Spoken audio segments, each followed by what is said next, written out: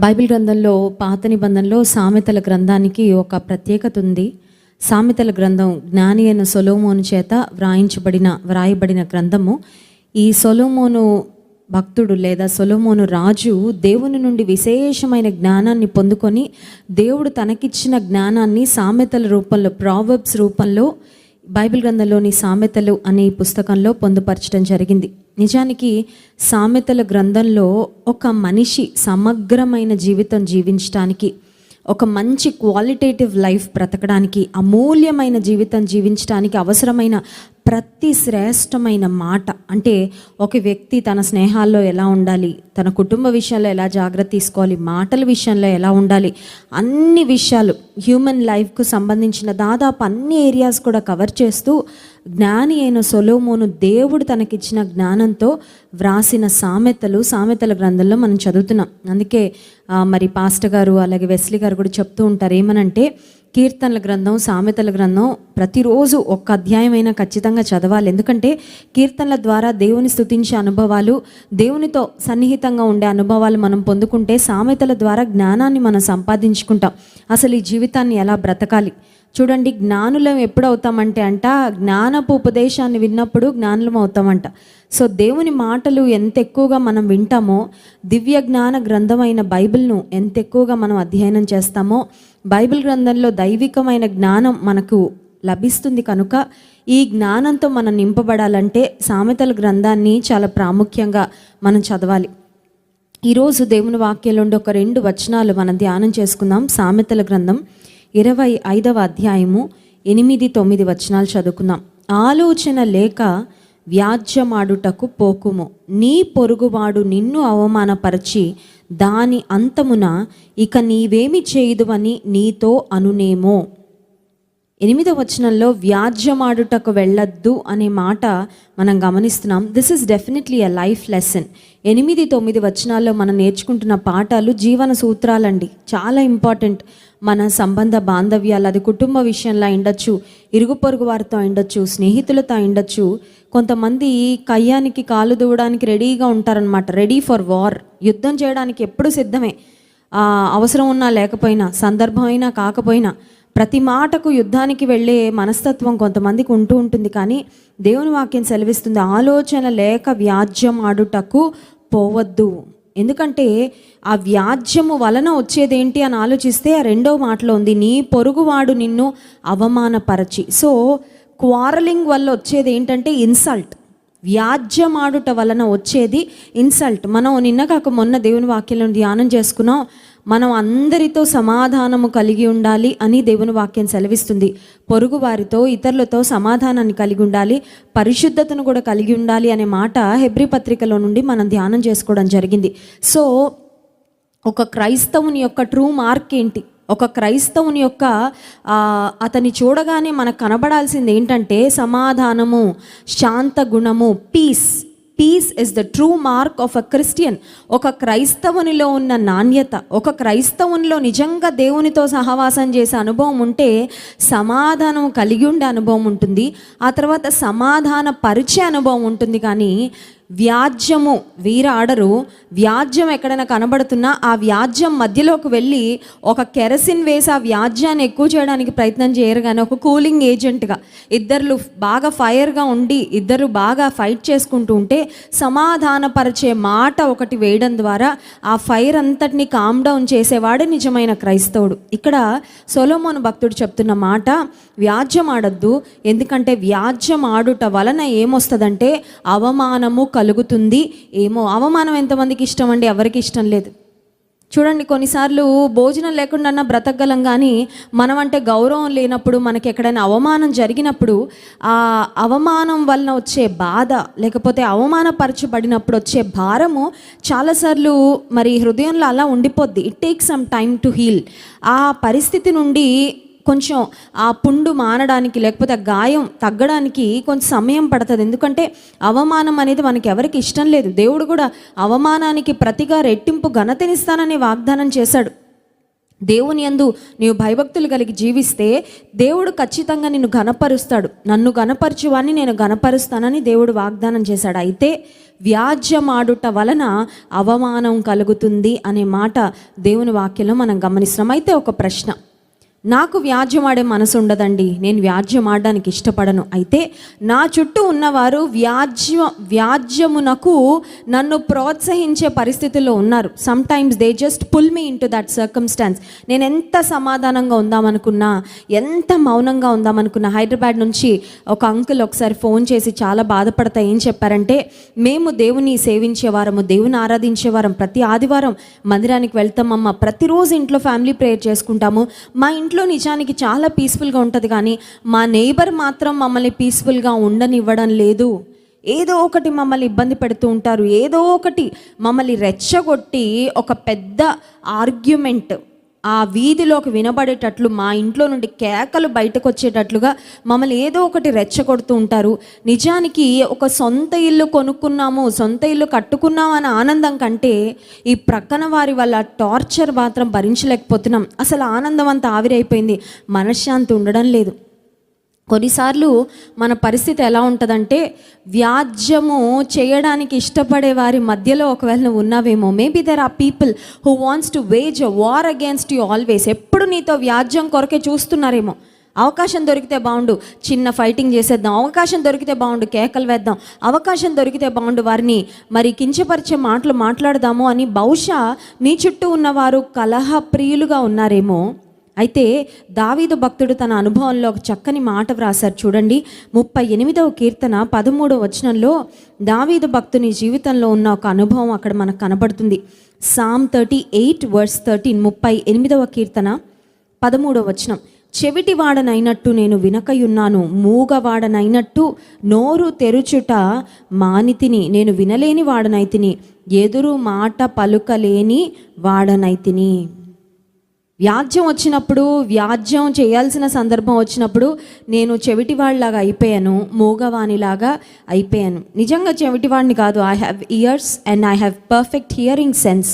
వినే శక్తి, వినికిడి శక్తి చాలా బాగుంది నాకు. మాట్లాడగలను, చాలా బాగా మాట్లాడగలను, చాలా పాటలు రాశాను, దేవుని హృదయం తెరిచి నోరు తెరిచి చక్కగా ఆరాధించే అనుభవాలు ఉన్నాయి. అయితే కలహప్రియులు నా దగ్గర ఉన్నప్పుడు, వ్యాజ్యం ఆడవలసిన సందర్భంలో వచ్చినప్పుడు మాత్రం మూగవాని వలె, చెవిటి వాని వలె నేను అయ్యాను. This is very difficult, but it is not impossible. నిజానికి వ్యాజ్యము సృష్టించేవారు, లేకపోతే నిన్ను వ్యాజ్యంలోకి లాగాలని ప్రయత్నించేవారు నీ చుట్టూ ఉన్నప్పుడు మౌనంగా ఉండడం చాలా కష్టం. ఎందుకంటే definitely you may have a points to say. వ్యాజ్యం ఆడే పరిస్థితి సందర్భం వచ్చినప్పుడు నీ వైపు కూడా ఏదో పాయింట్ ఉంటుంది మాట్లాడడానికి, నీ వైపు కూడా ఏదో ఒకటి చెప్తే బాగుండు అనిపిస్తుంది. కొన్నిసార్లు నోరు తెరిచి మాట్లాడడం వలన సమస్య ఉన్నదానికంటే ఇంకా కాంప్లికేట్ అవుతుంది. ఎందుకంటే బహుశా తొందరపాటులో, బహుశా టెన్షన్లో, బహుశా ఒకటి చెప్పాలనుకొని ఇంకోటి చెప్పేయడం, లేకపోతే నీవు మాట్లాడే మాటల అపార్థానికి గురై అక్కడున్న సమస్య ఇంకా జటిలం అయిపోయి ఇంకా పరిస్థితి కాంప్లికేట్ అయిపోయే ప్రమాదం ఉంటుంది. కనుక దావీదు భక్తుని వలె నీ సమాధానాన్ని నువ్వు కాపాడుకోవాలంటే కొన్నిసార్లు the best thing to do is to be quiet and to act as if you have not heard it.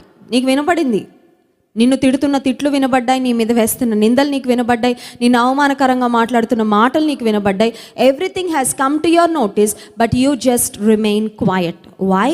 ఎందుకంటే నువ్వు దేవుని బిడ్డవు కాబట్టి, దేవుని సమాధానాన్ని హృదయంలో కలిగి ఉన్నావు కాబట్టి, వ్యాజ్యం ఆడడం నీకు ఇష్టం లేదు కాబట్టి, ఆ పరిస్థితిని దేవుని చేతులకు అప్పగించి నీవు మౌనంగా ఉండుట ద్వారా, వినినా విననట్లుగా నీవు ప్రవర్తించట ద్వారా సమస్య జటిలం అవ్వకుండా, వ్యాజ్యము వలన వచ్చే అవమానం, వ్యాజ్యం వలన నిజానికి ఓకే, వ్యాజ్యము ఎక్కువైపోయినప్పుడు కొన్నిసార్లు నోటి నుంచి అనరాని మాటలు వచ్చేస్తుంటాయి కదండి. కొన్నిసార్లు తండ్రిని, తల్లిని కొంతమంది లెక్క లేకుండా మాట్లాడుతుంటారు, సంబోధన లేకుండా మాట్లాడుతుంటారు, హీనపరచి మాట్లాడుతుంటారు. ఎందుకంటే ఆ వ్యాజ్యం in the heat of the discussion, ఆ డిస్కషన్ బాగా వేడెక్కిపోయిన తర్వాత ఏమైపోద్దంటే వాళ్ళకి ఇంకా కంట్రోల్ ఉండదన్నమాట నోటి మాటల మీద. తల్లిని చూడరు, తండ్రిని చూడరు, అన్నని చూడరు, తమ్ముడని చూడరు, చెల్లని చూడరు, లేకపోతే అయ్యో నాకంటే వయసులో చాలా పెద్దవారే వీరిని గౌరవించాలి అనే ఆ భావన పోయి ఏమవుతుందంటే రెస్పెక్ట్ లేకుండా అవమానకరంగా నీచంగా మాట్లాడే మాటలు ఇవన్నీ వచ్చేస్తూ ఉంటాయి. అండ్ దెన్ ఫైనలీ నీవు మాట్లాడిన మాటల వల్ల నీకు అవమానం వస్తుంది, ఫస్ట్ థింగ్. రెండవది ఏంటంటే దేవుని నామానికి కూడా అవమానం కలుగుతుంది. ఎందుకంటే దేవుడు మన చేసే ప్రతి సంభాషణలో ఆయన ఉంటాడు. మలాకి గ్రంథం మనం గమనించినట్లయితే మలాకి గ్రంథం 3వ అధ్యాయంలో ఒక మాట వ్రాయబడి ఉంటుంది చూడండి. మలాకి గ్రంథము 3వ అధ్యాయము 16వ వచనం. మలాకి గ్రంథం 3వ అధ్యాయం 16వ వచనం. అప్పుడు యెహోవా యందు భయభక్తులు గలవారు ఒకరితో ఒకరు మాట్లాడుకొనుచుండగా యెహోవా చెవియొగ్గి ఆలకించెను. మరియు యెహోవా యందు భయభక్తులు కలిగి ఆయన నామమును స్మరించుచు ఉండువారికి జ్ఞాపకార్థముగా ఒక గ్రంథము ఆయన సముఖమునందు వ్రాయబడెను.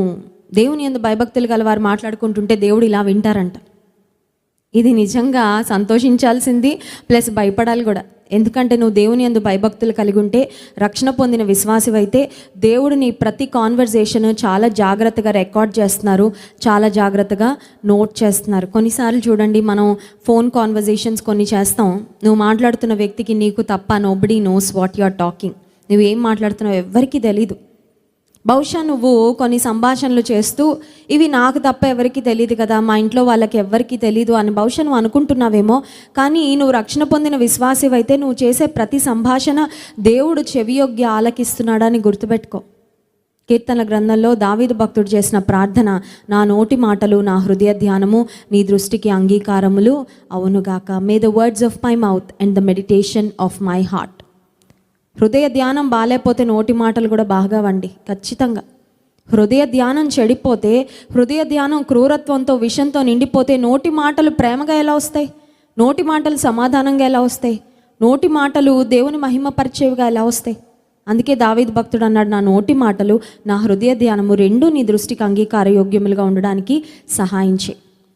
సో సామెతల గ్రంథం 25వ అధ్యాయంలో మనం చదువుకున్న మాట, వ్యాజ్యం ఆడుట వలన అవమానం వస్తుంది. కోర్స్ నువ్వు వ్యాజ్యం ఆడడానికి వెళ్తే నీకు రావచ్చు అవమానం. అండ్ మోస్ట్ ఇంపార్టెంట్లీ దేవుని నామానికి వస్తుంది అవమానం. ఎందుకంటే నీ చుట్టూ ఉన్న వారు నిన్ను గమనిస్తూ ఉంటారు కాబట్టి లోకస్తులకు వీరికి ఏం తేడా లేదు. అమ్మో ఇంత పెద్ద నోరా, అమ్మో ఇంత భయంకరంగా మాట్లాడుతున్నారేంటి, వీళ్ళ ఇంట్లో సమాధానం లేదన్నమాట. వీరి ఇంట్లో కూడా ఈ భయంకరమైన కేకలు వినపడుతున్నాయంటే భార్యాభర్తల మధ్యలో సమాధానం లేదు అనేది చెడ్డ సాక్ష్యమే కదండి. భార్యాభర్తల మధ్యలో సమాధానం లేదంటే చెడ్డ సాక్ష్యమే. క్రీస్తు నీ గృహానికి అధిపతిగా ఉంటే నీ ఇంట్లో సమాధానం ఉంటుంది. నీ 4 గోడల మధ్యలో సమాధానం. మా ఇంట్లో ఒక వాక్యం ఉంటుంది గోడకు, అదేంటంటే peace be within thy walls and prosperity within thy palaces అనే వాగ్దానం. ఎక్కడో మెడికల్ కాలేజ్కి వాక్యం చెప్పడానికి వెళ్తే వారు ఆ వాక్యాన్ని గిఫ్ట్గా ఇచ్చారు. అది ఫస్ట్ రూమ్లోనే పెట్టుకున్నాం. ఎందుకంటే ఇంటి 4 గోడల మధ్యలో ప్రాముఖ్యంగా ఉండాల్సింది సమాధానం. Peace be within thy walls. ఇంట్లో ఎన్నున్నా లేకపోయినా పీస్ మాత్రం ఖచ్చితంగా ఉండాలి. ఆ తర్వాత రెండో మాట చూడండి, సామెతల గ్రంథం 25వ అధ్యాయము 9వ వచనం. నీ పొరుగువానితో నీవు వ్యాజ్యమాడవచ్చును కానీ పరుని గుట్టు బయట పెట్టకుము. బయట పెట్టిన ఎడల వినువాడు నిన్ను అవమానపరచునేమో, అందువలన నీకు కలిగిన అపకీర్తి ఎన్నటికిని పోకుండును.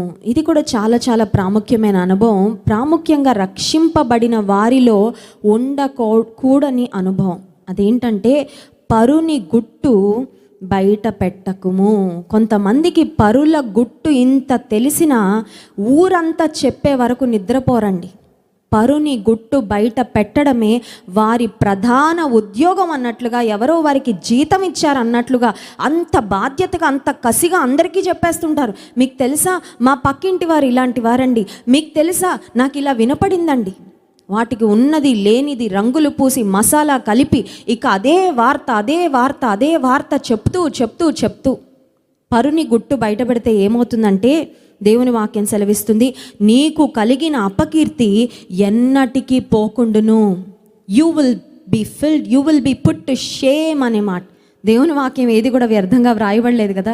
జ్ఞాని అయిన సొలొమోన్ రాశాడంటే ఇది ఖచ్చితంగా నెరవేరే మాటే తప్ప ఇదేదో ఆయన ఊహాగానాల్లో నుంచో లేకపోతే ఊరికేనో రాసిన మాటలు కాదు. దైవ గ్రంథంలో వ్రాయబడిన మాటలన్నీ కూడా టెస్టెడ్ అండ్ ప్రూవ్డ్, అంటే శోధించబడినవి, ఖచ్చితంగా నిర్ధారించబడిన మాటలే వాక్యంలో వ్రాయబడే తప్ప అబద్ధాలు, కళ్ళబొల్లి కబుర్లు ఏవి వాక్యంలో వ్రాయబడలేదు.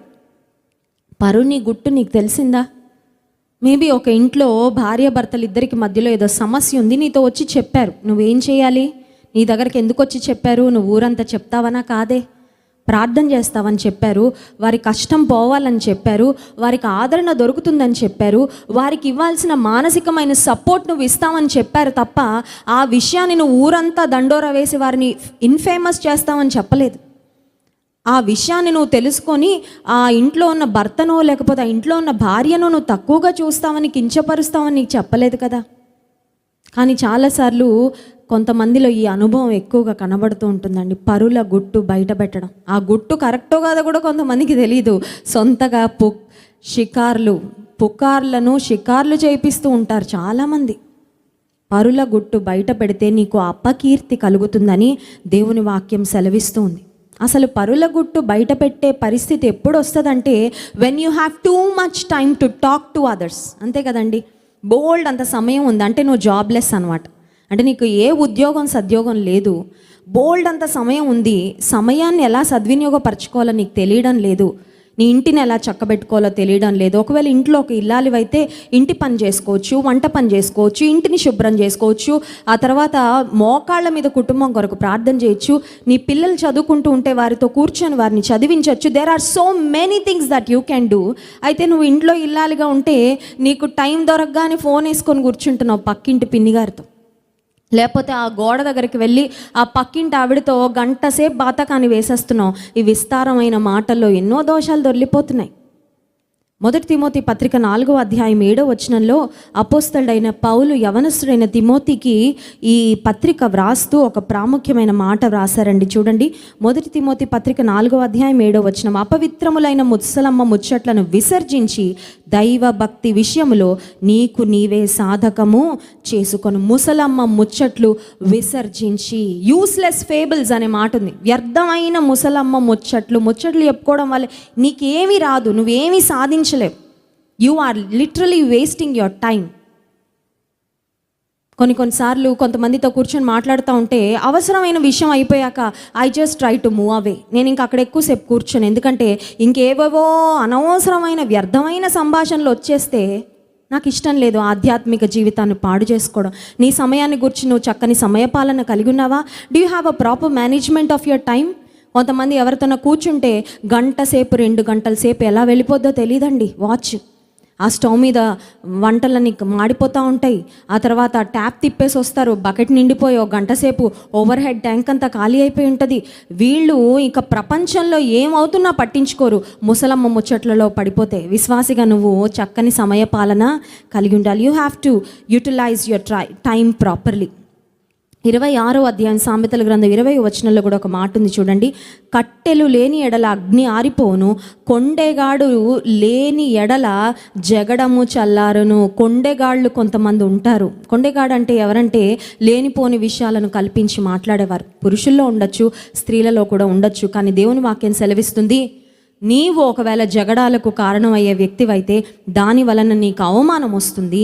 అండ్ దెన్ రెండో మాట మనం చూసాము, ఒకవేళ నీవు ఇతరుల గుట్టు బయట పెట్టే వ్యక్తివైతే నీకు అపకీర్తి కలుగుతుంది. ఆ అపకీర్తి ఎన్నటికీ పోదు. అంటే ప్రాముఖ్యంగా బాటమ్ లైన్ ఏంటి అని ఆలోచిస్తే ఈ 2 వచనాల్లో దేవుని బిడలగా మన నోటి మాటల విషయంలో మనం ఎంతో జాగ్రత్తను కలిగి ఉండాలి. నీవు మాట్లాడే ప్రతి మాటకు దేవుని సన్నిధిలో నీవు లెక్క అప్పచెప్పాల్సి వస్తుంది. నీ సమయాన్ని వ్యర్థమైన వ్యాజ్యాలకు ఖర్చు పెట్టకుండా, నీ సమయాన్ని ఇతరుల గుట్టు బయట పెడుతూ తిరగడానికి ఊరంతా ఖర్చు పెట్టకుండా, నీ సమయాన్ని నీ జీవితం కట్టుకోవడానికి ఉపయోగించుకుంటే, నీ చదువు మీద కాన్సన్ట్రేట్ చేస్తే, నీ వ్యాపారం మీద నువ్వు కాన్సన్ట్రేట్ చేస్తే, నీ ఇంటిని చక్కబెట్టుకోవడానికి నువ్వు వాడుకుంటే, నిన్ను దేవునిలో ఎక్విప్ చేసుకోవడానికి, దేవుని వాక్యాన్ని చదివి వాక్య జ్ఞానంలో ఎదగడానికి ఉపయోగించుకోగలిగితే నీ జీవితం ఎంత మెరుగుపడుతుందో. You will be a much better person. వ్యర్థమైన మాటలు మాట్లాడుతూ సమయాన్ని గడుపుతూ నువ్వు ఎటువంటి వ్యక్తిగా మారతావు, అంతకంటే నీ సమయ విషయంలో సమయ పాలన కలిగి ఉంటే, నువ్వు మాట్లాడే మాటల విషయంలో జాగరూకత కలిగి ఉంటే, నువ్వు ఆధ్యాత్మికంగా ఇంకా విలువైన వ్యక్తిగా ఖచ్చితంగా మార్చబడతాం. ప్రతిరోజు రాత్రి ప్రకటన గ్రంథ ధ్యానాలు మనం ధ్యానం చేస్తూ ఉన్నాం. అయితే వాటితో పాటు మనం కలిగి ఉండవలసిన జీవితంలో ద లైఫ్ స్టైల్, మనం ఎలా ప్రవర్తించాలో దేవుని వాక్యంలో వ్రాయబడి ఉంది. కనుక దైవ భక్తి కలిగి, దైవ భక్తి విషయంలో మనల్ని మనం సార్థకం చేసుకుంటూ, మన యొక్క సంభాషణలు, మన యొక్క మాటలు ఇతరులకు ప్రయోజనము, క్షేమాభివృద్ధి, మేలు, ఎంకరేజ్మెంట్ ఇచ్చేవిగా ఉండాలి తప్ప ఇతరులకు నష్టాన్ని కలుగజేసి మనకు అపకీర్తిని, మనకు అవమానాన్ని కలుగజేసేవిగా ఉండకుండా దేవుడు మనకు తన సహాయం అనుగ్రహించును గాక. ఆమెన్.